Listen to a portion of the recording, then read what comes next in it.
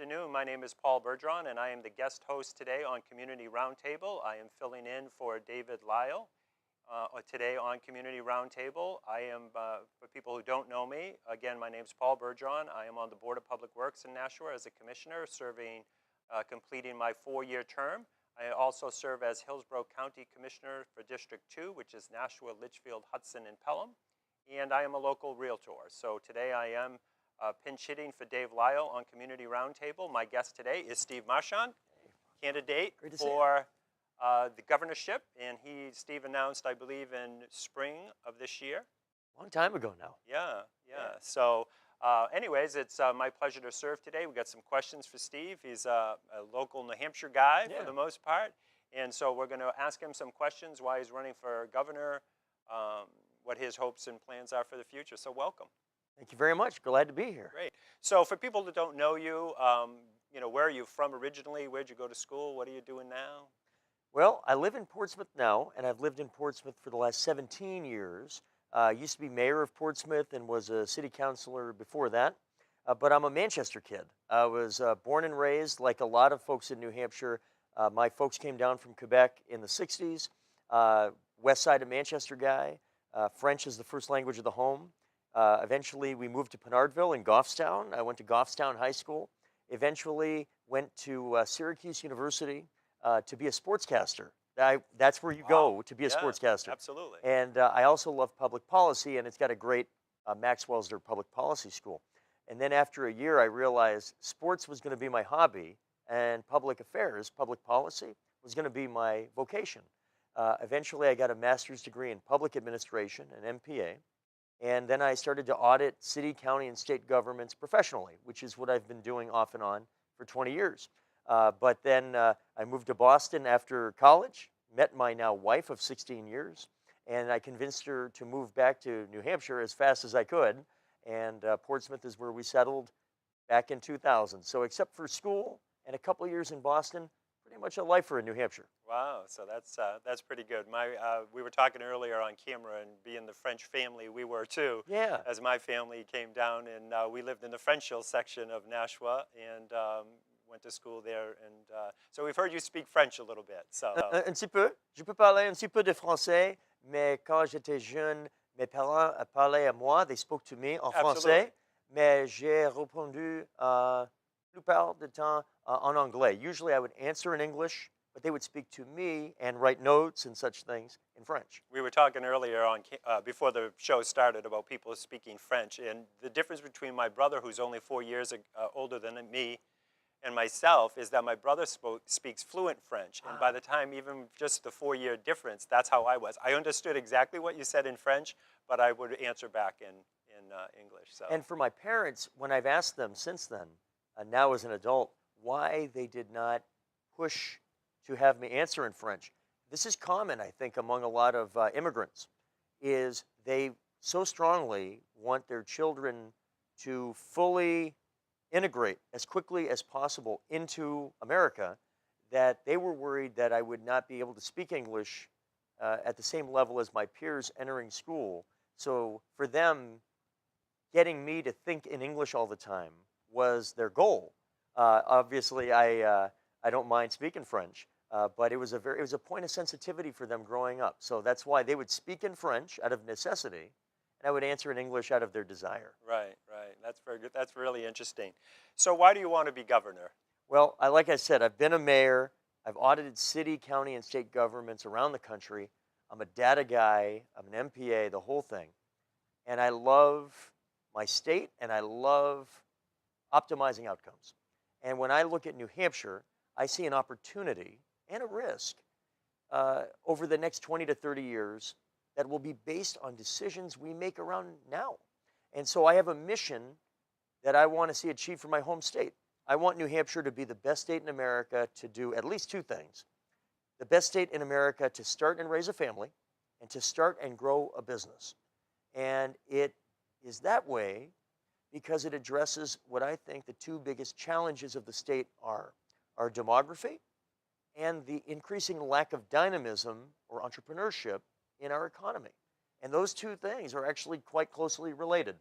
So when I look at the best practices of other cities and counties and states around the country over many years now, I identify some of the things that we do well and other things that we could do much better and that would take advantage of many of New Hampshire's natural strengths. So you can be fiscally responsible and also have an ethos of very inclusive policy, progressive in terms of shared opportunity, but have a tremendous passion for entrepreneurship and job growth and job creation. And those elements are very consistent. So I want to take all of those best practices, the passion I have for those things, and apply them to my home state in a way that will make us really competitive over the next 20 to 30 years based on decisions we've got to make right now. So you ran for governor 2 years ago, or Last a year year, ago, yeah. a year ago, and finished second in the Democratic primary, I believe. Yeah, I got You in got with in only late. very late. For the folks at home, if you ever want to run for governor, you usually would either have time, money, and or name identification. I decided to test the theory of having none of them. And it turns out it's difficult, but I finished a strong second and gained about 20 points in the last 2 weeks of the campaign with no advertising. And it was a very grassroots effort with a message that I believe was very strong and certainly authentic and passionate. When the gentleman who beat me lost in the general election, um, it was very soon after that friends and supporters of other candidates from 2016 said, I liked you. Just get in a lot earlier because now I know who you are. Right. And that's proven to be a wise move and has really cemented our place in a strong position as we get closer to 2018. But it was a great experience last year, and so obviously it's with eyes wide open that you jump in early this time. Right. So do you have one or two things that if you were elected governor that's priorities to you specifically, anything that you say, if I could get these one or two things accomplished during my term? There are, and it's far more than two things, but you obviously have to prioritize. When I mentioned the mission of being the best state in America to start and raise a family and to start and grow a business, there were, and we can get into the weeds over the course of the program, there really were four elements that kept coming up going back to my days as Director of Corporate Relations for UNH, which I did for several years. And I kept listening to these business leaders that would tell me, we need more young talent to either stay in the state if they live here already or to move here if they don't.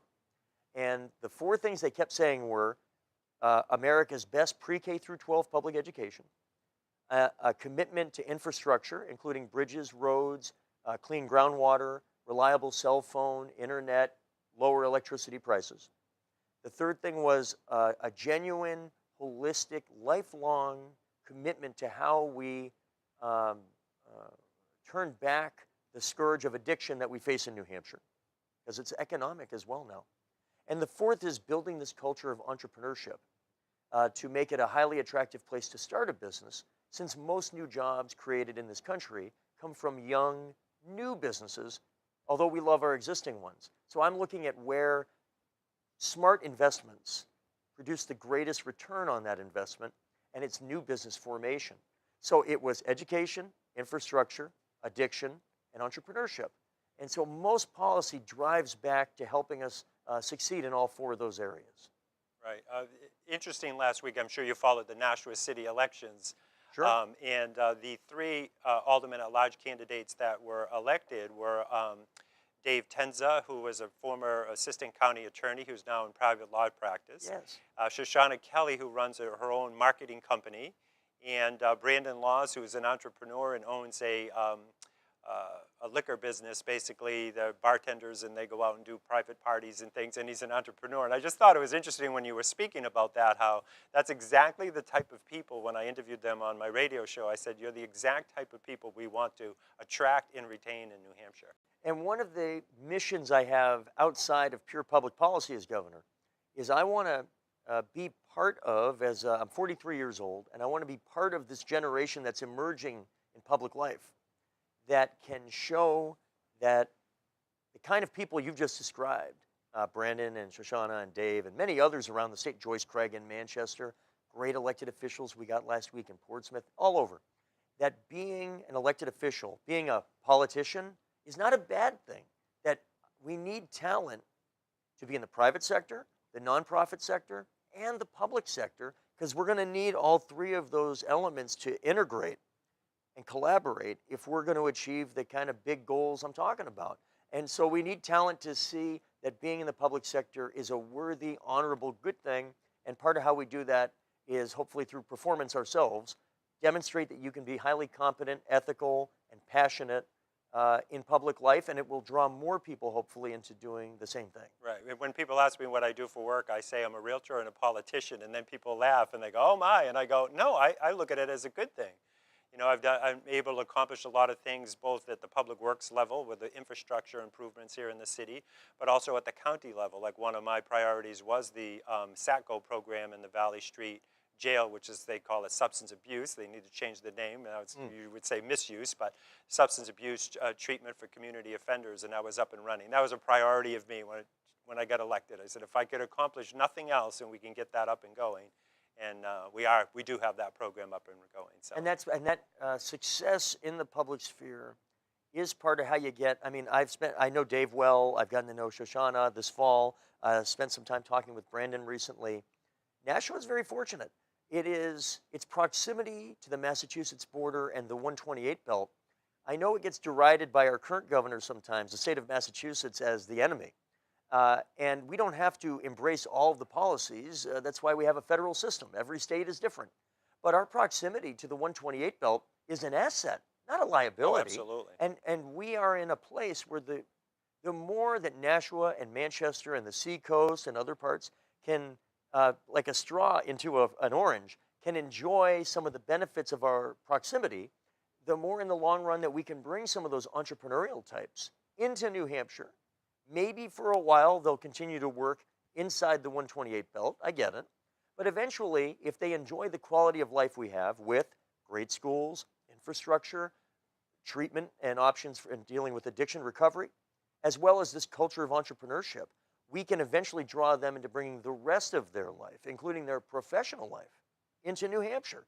And when I see folks like Dave Shoshana and Brandon winning at large seats, that's very exciting. It's a great face for future residents of New Hampshire. It's very exciting. They have so much energy, and it's just it's very interesting that they burst on the scene, and a lot of people said, "Oh, maybe you should run for at-large, or maybe you should run or for a ward seat, or maybe you should run for a lesser seat." And I'm just so happy for them, and great energy. So. Absolutely. We do have a question that Yes. from YouTube, so we'll take that. It said, this is from Jenny, and she says, "Thank you for this opportunity. I wish you well in your campaign.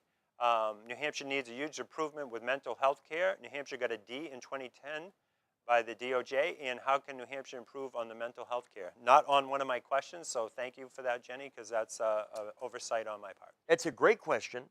And I've done about 135 meet and greet style events in New Hampshire this year. So we've done so much qualitative, interpersonal, it's become quantitative. I can actually count it up. Mental health is one of the 3 or 4 issues that I have been surprised at how often it comes up. And I'm going to talk about it first in the context of addiction. One of the biggest challenges we have in having our recovery centers be all they can be, deal with resources, but operating money. And it's people. It's such a challenge because of the lack of reliable operating funds in our recovery areas, recovery centers. To have people come in and they tell me the majority of the time, somebody who is seeking recovery services also is looking for mental health services at the same time. And in the majority of situations, because we do not have reliable operating dollars to be able to fund the talent needed to provide this holistic, this full suite of services, mental health is one of the places where we lack the talent. We need more people, and we certainly need it in recovery services. So one of the places where I prioritize in my my budgetary proposal, an additional $8 to $10 million a year for recovery centers that move us from treating it as a police action or as a 28-day recovery period, because that's what insurance might cover, to a healthcare conversation, more of a hub and spoke style with one of the spokes like Vermont is doing successfully, being explicitly mental health. If we do not make that kind of priority of it in our funding and in our treatment services, then we're missing something that will prevent people from ending up back in the same situation that often led them into battling addiction. So mental health is right at the top. I look at it as part and parcel of how we deal with recovery services, uh, because the opposite of addiction is not sobriety. I believe the opposite of addiction is connection. And part of that is connecting with your wellness, with your family, with your community, with the economy. And mental health is right at the dead center of that. So I treat it as a top priority, and that's included in the way that I look at our budget in 2019, should I be in that position. Well, you were spot on that. I'm in long-term recovery from substances misuse, which I've talked to many people, and I'm pretty open about it, open to remove the stigma associated with it. And when you do, what happens is so many times when people go to a 30-day or a 28-day program and they get out, people say, well, you got that behind you. All And set. it's like, that's the start of your life, and that's where you need the support. And there's so many good resources now throughout the community, but they're definitely going to need the support going forward, because it's certainly not a 28-day program and out. And all the things that you mentioned, the connections in the community and the community support, is just critical to ending the addiction. And if you think about it too, in terms of addiction, for so long we've treated it first as a police or a law enforcement action. And I think that's been one of the barriers to identifying some of the best practices that we have in terms of the formatting and the resources that we have in other forms of medical recovery from whatever it is. And it's this hub and spoke. And Vermont has seen arguably the nation's best reduction in relapse for certain kinds of substance use or misuse. We've seen strong recovery data, and Vermont has been able to do it. And this is also where the Medicaid expansion program is so important, because a lot of the dollars that would be needed in order for us to provide sustainable operating funds, predictable, where you don't have to worry every 91st day whether or not you would have the money to fund the positions, because it's really about human capital. Vermont has done this really well. And so to the extent that we can avoid recreating the wheel and thus accelerate best practices in recovery, we should do it. And Vermont provides us an exciting opportunity right to our west to learn quickly. And so that's, again, why mental health to me is at the dead center of how we're going to deal with substance misuse and addiction in a really holistic way. And I find this to be an opportunity for bipartisan action as well. In Manchester, which is under the umbrella of my Board of Commissioners at Hillsborough County, and we do have the SACO program in place, and I'd love to tour with you and show absolutely. it. The superintendent, it's for some people don't believe that that should be funded, but that is a holistic approach. It's not, while we have people for 60, 90, 6 months that we can run this program, but it doesn't end when they leave. That's the key piece to this program. It doesn't end when they leave. It continues, and it's in a partnership through Superintendent Dion at the Department of Corrections, as well as Keystone Hall under the umbrella of Harbor Homes. And so, anyways, it's I would love to have you come and tour with that, and I've extended the invitation on that. So we do have a couple of other questions. Domestic violence, I'm sorry. What can we do to help people, those in dangerous domestic, more effectively?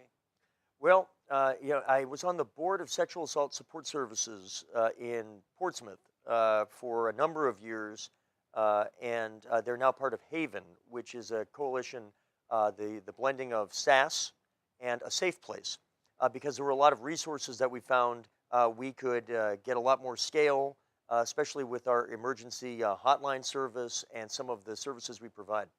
So there are a couple elements off the top, and I don't claim to be the expert. I mean, which is one thing that's a little intimidating at times about running for governor, is there are some things I am an expert on. It's my life's work.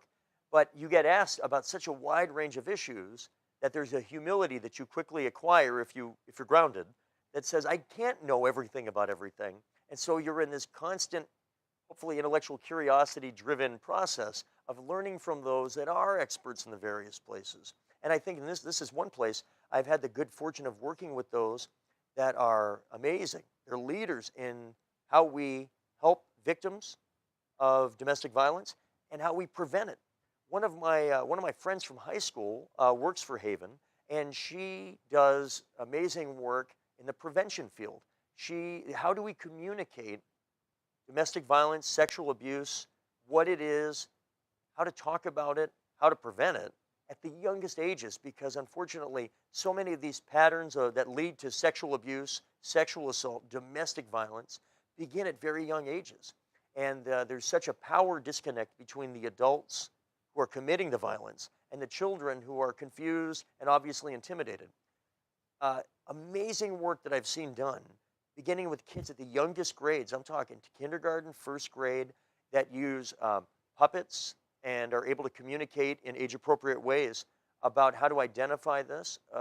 So part of this is the younger that we can begin to communicate what's going on, how to identify it, how to prevent it. That is so critical and so much more valuable than trying to figure out solely how we can help those that have become victims. Prevention is the best. Absolutely. So that's a big element of this, and I have had the good fortune to spend time on that. Limited resources. It is amazing how few additional dollars would be scaled into such additional exposure for more children to be able to get much deeper in this prevention programming that is done in New Hampshire. They're working off of pennies. But the cost, not just in human life, but in the actual dollars, public dollars, when we deal with recovery, obviously dwarf the money that we could spend on the front end if we thought of it that way. So in almost all areas, whether it's public education, public health, domestic violence, sexual abuse, the more that we invest in ages 0 through 6, 0 through 8, 0 through 10, that is a return on the public dollar investment that is almost difficult to quantify. It's so large. And this is one of those areas. But certainly in terms of domestic violence, I think to the extent that we continue down the road that's begun, again, in a bipartisan way, to identify those that have been perpetrators of sexual violence, domestic violence, we absolutely should prevent those that commit such violence from being able to own guns. Sometimes there's debate about whether or not they should be put on such a list. To me, there is no debate. They absolutely should be included in that category of those not allowed to have firearms. And again, I go back to it is small dollars on recovery that to the extent we can't prevent all violence from occurring, can we make sure that the operating funds are available so that we can do it right? And it is holistic. We're not going to solve this in a matter of weeks and months. This is a lifetime of recovery. Absolutely. And that's the attitude we need to have. It's a public health issue. And in terms of the perpetrators, that is there is a violence element to it, and we need to be vigilant about that as well. This has been a bigger set of issues in the 135 town hall meetings I've done than I would have guessed before I began this process a year ago. Absolutely. People are starting to sign up for their health insurance, and people are posting all over social media how much their health care costs have gone up. So Medicaid expansion, do you support that? And what can we do as a state to help lower health care costs for our citizens while providing coverage for all of our citizens at the same time? Well, first, to me, it's no question, and it's not just me as a Democrat running for governor. It's Charlie Baker in Massachusetts. It's Phil Scott, a Republican in Vermont. It's John Kasich, Republican in Ohio. Larry Hogan, Republican governor of Maryland, who agree that we need to continue the Medicaid expansion program. What it has done to help those in the most vulnerable position in our states is clear. You can measure it. I grew up in a home where we filed bankruptcy because we didn't have health insurance. My dad got stuck with a house, he's a carpenter, that he could not sell during the 1990 recession. It was a bad recession here. And we cut our insurance as part of the lack of income. We had to cut expenses. And a few months after we cut the insurance, my mom had a heart attack at 39 years old. And it was an $80,000 medical bill from the local hospital in Manchester. And they tell you, like any hospital does, you got a choice. You can pay the bill in some form, or you can file bankruptcy. And it's the number one reason in this country why people file personal bankruptcy.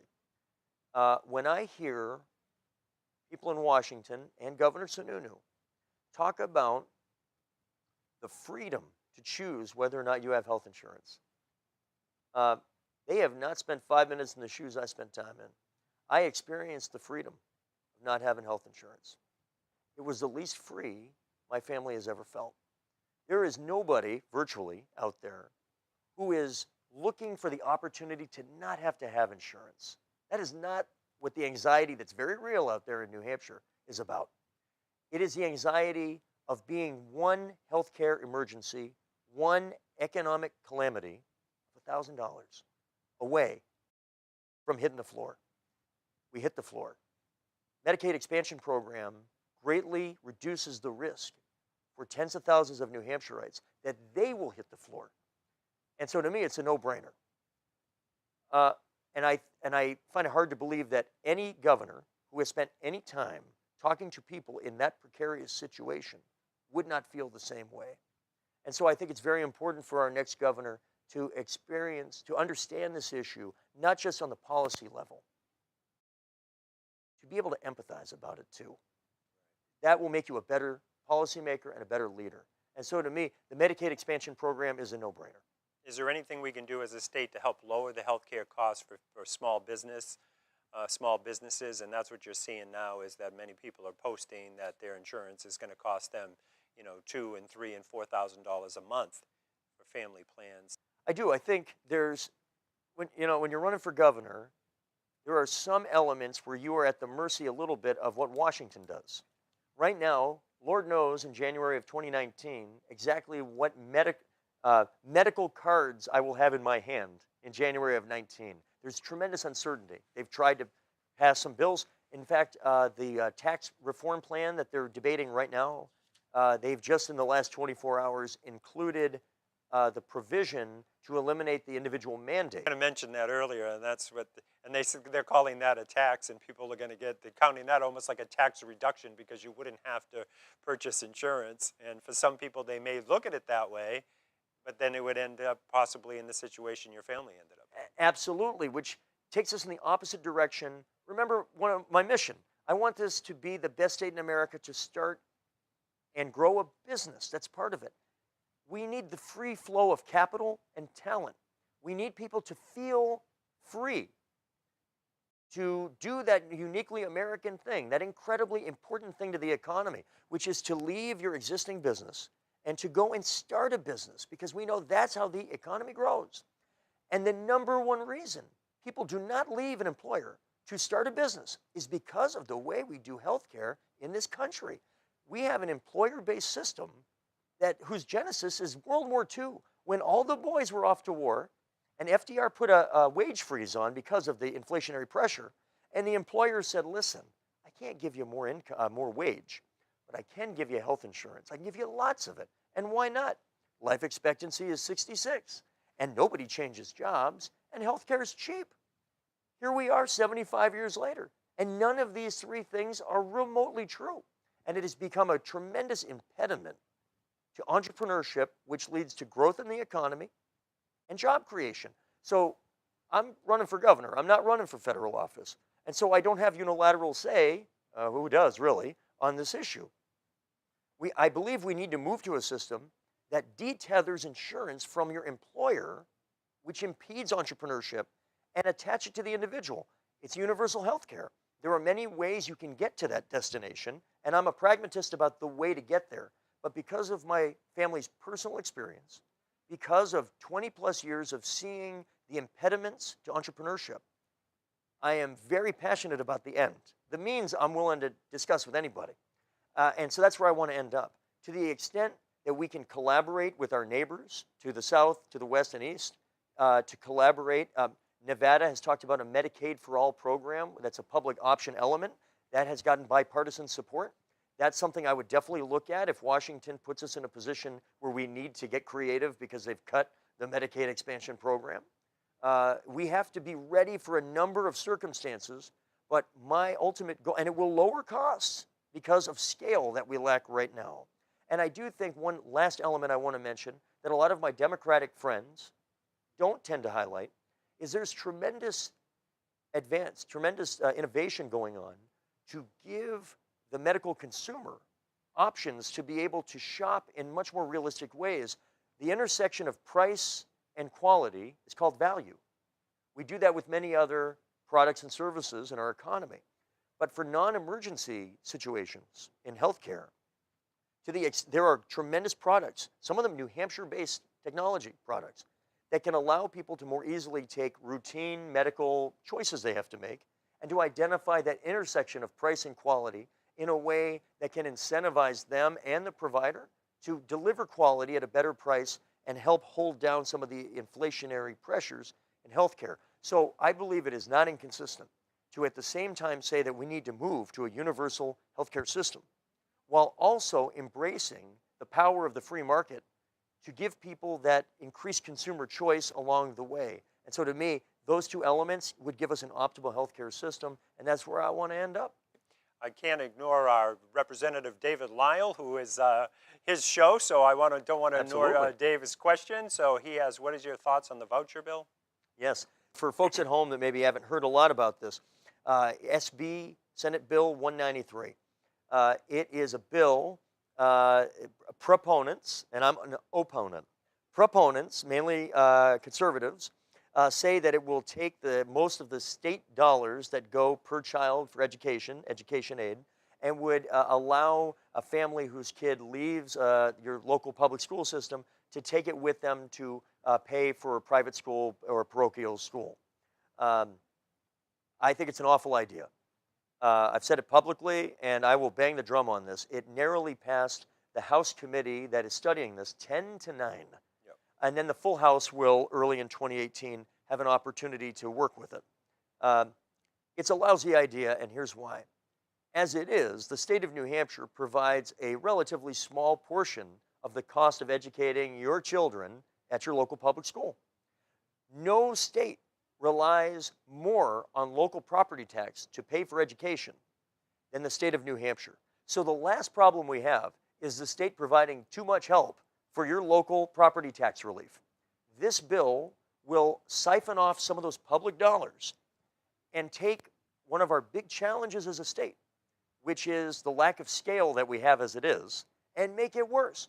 We've lost 25% of our school-age population in New Hampshire in the last 15 years. No state in America has seen a greater drop in its high school population in the last decade than New Hampshire. Just came out. At the same time that all that has happened, a collapse in our student population, we have seen a 10% increase in the number of SAUs, school administrative units. And what does all this mean to the guy on the street?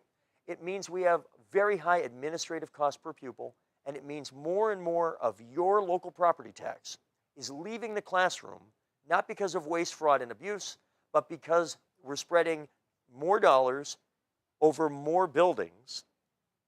This bill makes it worse. And it means your administrative costs will go up per pupil. It means starting teacher pay will go down, not up. It means your local property taxes will go up.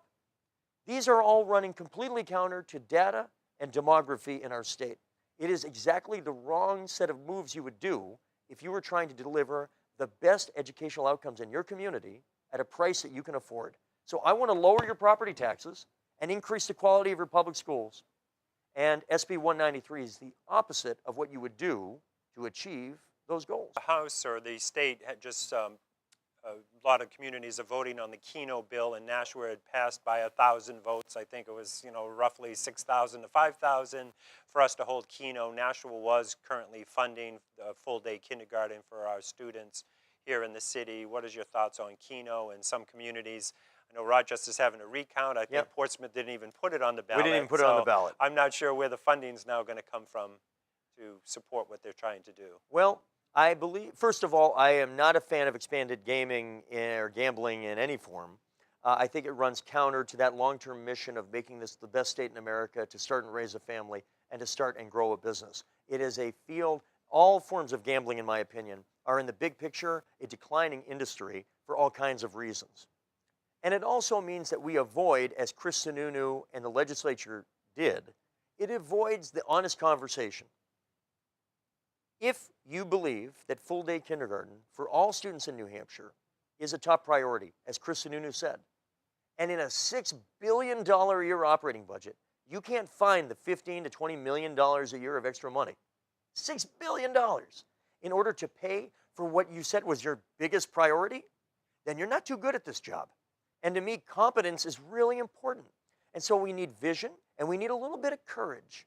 And so, for example, to me, it's a top priority. In fact, we're one of 6 states in America that do not provide public funding for pre-K. And the next closest state on the map to New Hampshire is South Dakota. There is no state east of South Dakota that does not provide some form of public funding of pre-K, except for New Hampshire. So we're arguing about K. We're behind on the pre-K. And it doesn't fund kindergarten in those communities. Take it from this ex-mayor who's audited cities off and on for 20 years around the country. If your community did not feel it had the resources before this law got passed to provide full-day kindergarten in your community, I can assure you that you do not have the level of confidence yet either to provide it, because communities are not going to have their kindergarten funding impacted by whether or not they pass the Keno. It was not tethered to your community's decision. And so what's going to happen is a small number of cities and towns in New Hampshire will end up subsidizing most communities that will end up not passing it. I understand why the current mayor and board of aldermen in a given city passed it, because they're in a position where they're looking to be part of the additional revenue. But the real challenge began with Governor Sununu and legislators who put the state and our communities in a position where they could not find the $20 million in a $6 billion budget, despite saying it was their number one priority. You got to step up, and if it's, a proposal without funding, in my business, we call that an idea. Right. So full-day kindergarten is an idea Chris Sununu had, but he was unwilling to lead to fund it. And that's the kind of leadership we need in 2019. And it left many people, many of the state representatives, in a tough situation, because they totally favored to support full-day kindergarten, but they didn't. They almost had to look the other way as they pulled the yes button or pushed the yes button on it. And I don't, even though I disagree strongly with the way it went down for the reasons I've just described, I do not hold it against my Democratic friends in particular, many of whom don't support Keno. I know, I've talked to many of them. They personally oppose Keno. They also agree they would have been willing to find additional revenue in other places if that's what it took. Their values are consistent with my values. And so I don't hold them in any negative feelings because of it. They were put in an impossible situation. Governor Sununu and Republican leaders knew it, and they put them in that situation.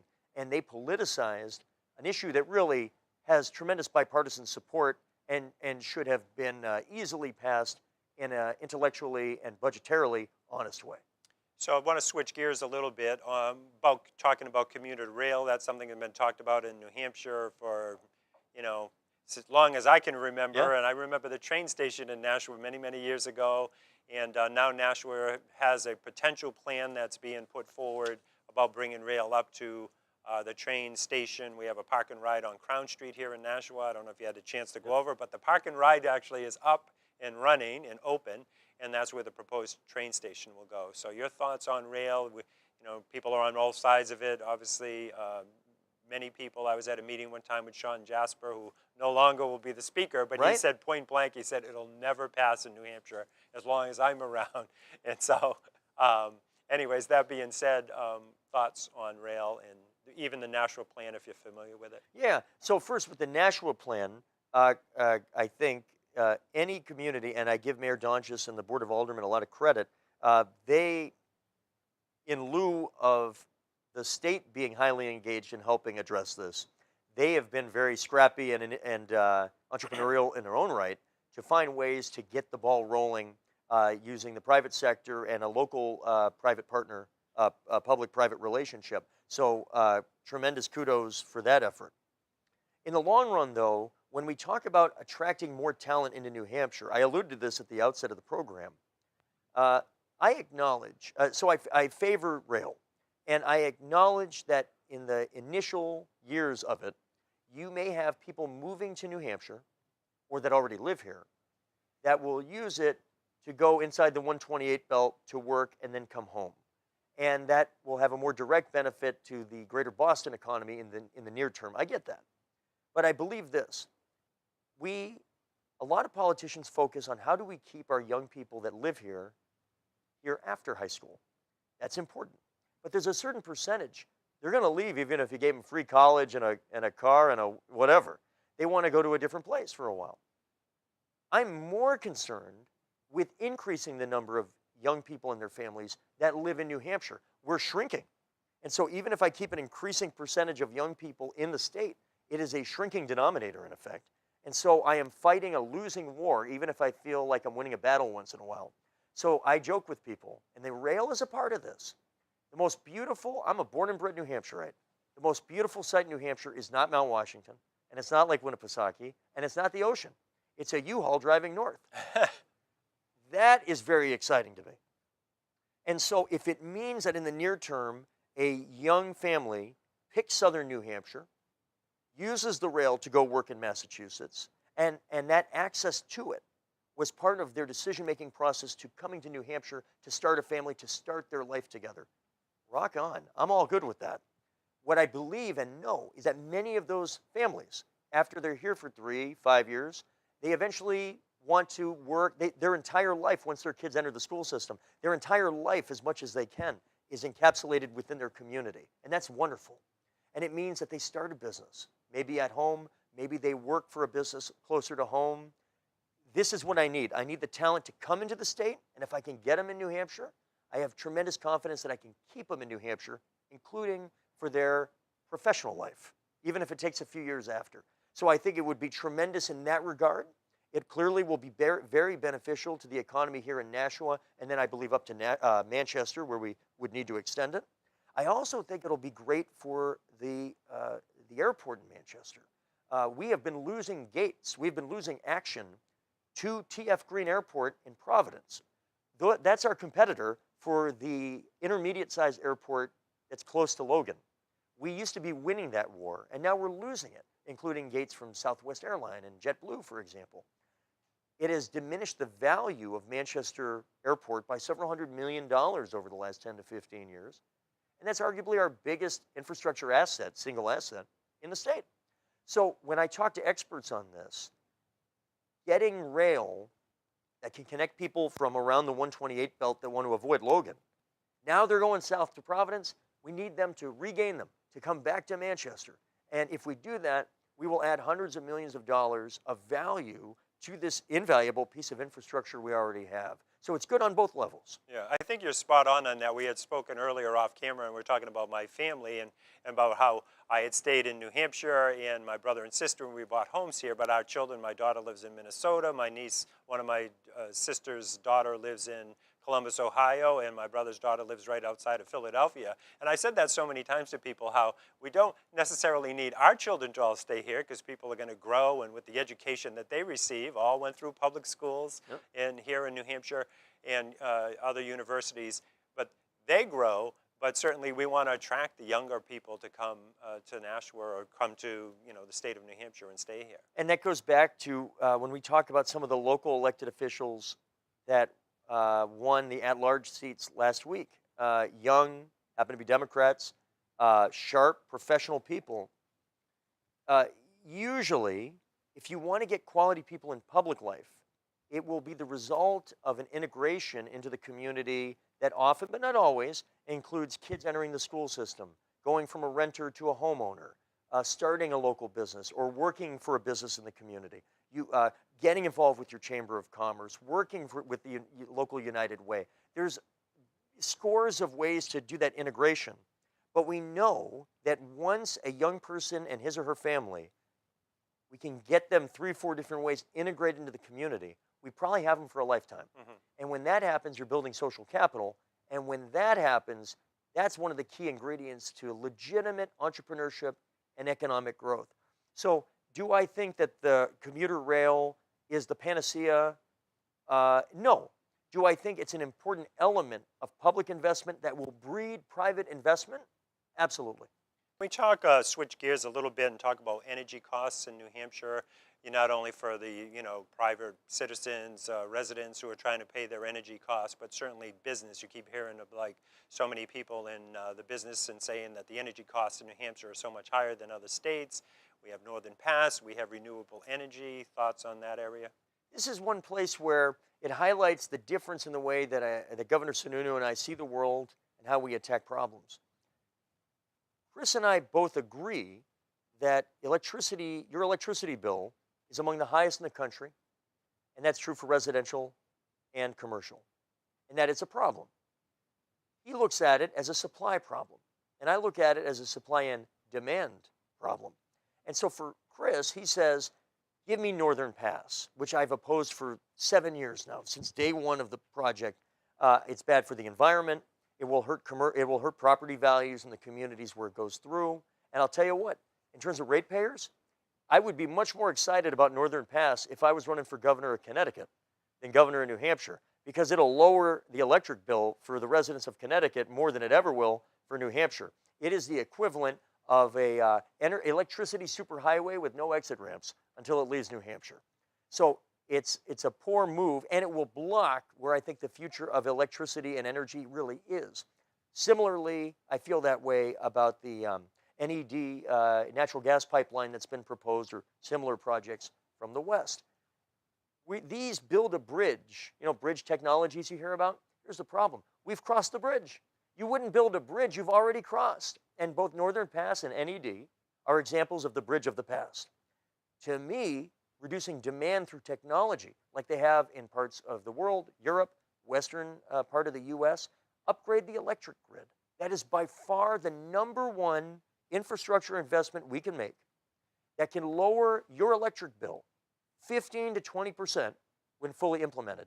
And we can do it in a way that will increase the desirability of wind and solar, local, small to mid-size. It will diversify our energy sources, which is great for preventing cost shocks.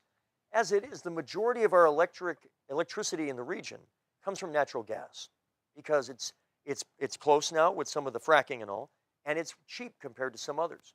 The problem with that is it's already 50% of our mix. And if we do what Chris and others want to do, it'll be 75% of our mix soon. Now that natural gas is getting exported to other parts of the world, it is becoming a much more volatile price, in terms of price, source of energy. And if we have 3/4 of our electricity coming from an increasingly volatile source of it, natural gas, we put our residential and commercial ratepayers in peril's way. And I think that the answer is an upgraded electric grid that'll lower the amount you use by taking care of peak demand. It'll make solar and wind without public subsidy much more doable in this economy. It'll be local. It's pro-entrepreneur. It's great for the environment. And perhaps most importantly for our viewers, it'll lower your electric bill 15 to 20% when implemented. So to me, that's the future. Chris sees Northern Pass and NED as the future. Could not disagree more. One of the other things that's keeping some of the younger people possibly from staying into the state is the cost of housing here in New Hampshire. I was being a realtor at our meeting on Tuesday. They talked about the housing cost. Now, being a real estate agent, and for folks who have equity in their home, it's nice to see home prices appreciate. A lot of times we're working with the seniors who are downsizing. You own their home for 30 years, and you go in and you say, yes, your home in Nashua is $300,000. However, the average price of a single-family home in New Hampshire is $265,000, and the price of a single-family home in Nashua is $300,000. Coupled with that, a two-bedroom apartment in Nashua, or in Hillsborough County, a two-bedroom apartment is about $1,250, and in Rockingham County, it's over $1,300. And then certainly the costs are a little lower in some of the other counties, but their wages are lower, so it's probably proportionally the same. Yes. What can we do, if anything, to and one of the things that's preventing some of the millennials from purchasing home is obviously the education debt they have, but that's probably another subject. But what can we do to possibly have more affordable workforce housing for young professionals and people? It's interesting. Not only young professionals, but even, people just trying to pay. People Trying to pay their rent. Trying to pay their rent and having aspiration of maybe being able to have an asset. the challenge is in part that the cost of single-family housing is going up faster than most people's ability to pay for that housing. So if you're not already in the market in large parts of New Hampshire of home ownership, it is getting harder every year to do it, not easier. And I hear Portsmouth may be the most acute example of any city in New Hampshire. We're nearing $400,000 as the median price for a single-family home, and we're only 15 square miles, so we have limited ways to deal with it. I got asked at a meet and greet last month, what is the number one thing you learned as a mayor that helps you as a governor? And the last ex-mayor we had as a governor was Nashua's own Hugh Gregg. It's been a while. It's been a long time. 50s. And you can tell, because if you had been a mayor, you would know, because you're on the receiving end of so much state policy, what works and doesn't work. And I think you'd make different decisions in some cases. So in terms of real estate, the answer I said is the power of your land use boards. If there's one thing I didn't fully appreciate till I was in local elected office, the mayor has some power. But you know who really has it? It's the head of your zoning board of adjustment, your planning board, your historic district, if you have one in your community. That's the power. Density, height, carrots and sticks in the zoning codes that incentivize developers. You can't mandate some of this stuff, but there are incentives that work that can say, look, as a community, we want more diversity of housing stock. We want folks to be able to begin with a small apartment, move to a larger apartment, move to different forms so that they can stay in the community as their housing needs expand, and then often later in life, contract back again. So when I was mayor, we would sit down with a lot of developers. And I said to them, look, we were dealing, this is back in '06. I had control over our public buildings in trying to make them more environmentally and energy friendly. But 90% of the energy consumed in Portsmouth was not from public buildings, they're from private buildings in terms of building consumption. And I said, what would help? What are the carrots? And it turned out the number one carrot, after listening to experts, was floor area ratio. We're getting into Nerdville here, but it's important that your governor understands Nerdville a little bit. And floor area ratio basically says in the same building, you can get an extra floor typically, and that means it's a more valuable property even with the same height, depth, and width. If you did certain things to make them LEED certified or preserving public space, you can do the same thought process as it relates to increasing building stock, diversity of building stock, housing stock, and affordability of it. I am not somebody that's going to say that the public sector is going to be in the home ownership business. That's not the New Hampshire way. We don't have the money for it. I don't think that's the most efficient way to help. But I do think local governments, and I will use the bully pulpit powerfully on this, need to think of zoning and land use as this critically important tool that, if done right, can really rethink the way and reprioritize increasing our housing stock and the affordability of that stock. Because right now we got supply and demand problems, and they're not matching demographic changes. And until we use land use and zoning codes in a way that is progressive, and I don't even mean in the political liberal conservative way, but progressive in terms of new urbanism and being futuristic about it. We have best practices around the country that are succeeding in this. There's no reason New Hampshire can't either. So I am very excited, and I love that type of work and would like to push that as governor to help collaborate with local communities to use their building code. When I told my wife, Lisa, who you've met, I said, I'm doing the show today for Dave Lyle, and I said, she says, how long is the show? And I said, it's an hour. And she said, what are you going to talk about with Steve Marchand for an hour? I go, you've met Steve and you know me. I said, so we've got about 3 minutes left. I said, we're going to easily fill an hour. I think you and I could go 3 hours. It's easy. So is there anything that we didn't talk about that you might want to talk and let the viewers know, and how people can get a hold of you, how people can reach you, and a little bit about your campaign as well? Sure, and of course, and I really appreciate the opportunity. Love spending time with you, and I appreciate Dave putting this together. You're right. We could do this all night.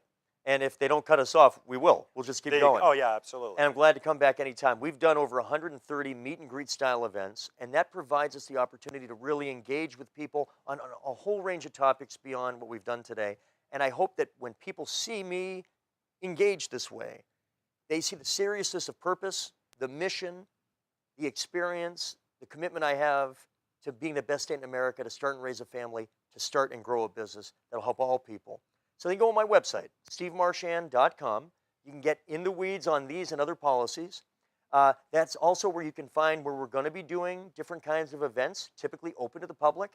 We want people to come in, not just Democrats. I want Republicans. I want undeclareds, fiscal conservative. I don't care. Come on down. And I think that they'll find it to be a highly engaging process. And we get people, when they leave, they're leaving with signs and bumper stickers because they see the commitment that we're making. And obviously, folks can check that out there. They can sign up as a volunteer. They can even give online if they're so smitten with the cause. And know that over the next 51 weeks, we'll continue with the same drive and passion and laser focus. And what I believe will ultimately be a successful effort that's going to put us in a great position in 2019 and beyond. Awesome. Well, thank you so much for coming in. You have some great ideas and some great energy, and certainly have a love for the state of New Hampshire, so I appreciate that. I do extend an invitation to you that I do have a radio show on WSMN 1590 AM. We also stream it at WSMN1590.com. I'll be doing other shows hopefully here in the future as well. So I extend that invitation to you as well to come forward and be on that show. Dave will be back next month on this program. I want to thank Rebecca for doing the board and all the folks here at Access Nashua TV, Channel 96, and best of luck in your campaign, and thanks so much again for coming in. Thank you, Paul. Appreciate it. I'm Paul Bergeron. This show is Community Roundtable, and our host, Dave Lyle, will be back next week.